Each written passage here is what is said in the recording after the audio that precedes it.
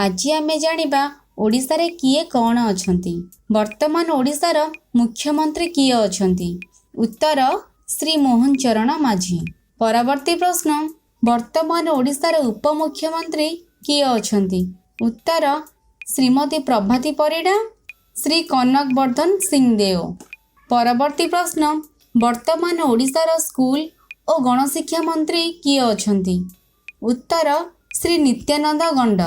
परवर्ती प्रश्न वर्तमान ओडिशार उच्च शिक्षा मंत्री किए अछंती। उत्तर श्री सूर्यवंशी सूरज। परवर्ती प्रश्न वर्तमान ओडिशार राज्यपाल किए। उत्तर श्री रघुवर दास। परवर्ती प्रश्न वर्तमान ओडिशार महिला एवं शिशु कल्याण मंत्री किए अछंती। उत्तर श्रीमती प्रभाती परिडा। परवर्ती प्रश्न वर्तमान ओडिशार स्वास्थ्य मंत्री किए अछंती। उत्तर श्री मुकेश महालिंग। परवर्ती प्रश्न वर्तमान ओडिशार खाद्य जोगाण मंत्री किए अछंती। उत्तर श्री कृष्णचंद्र पात्र।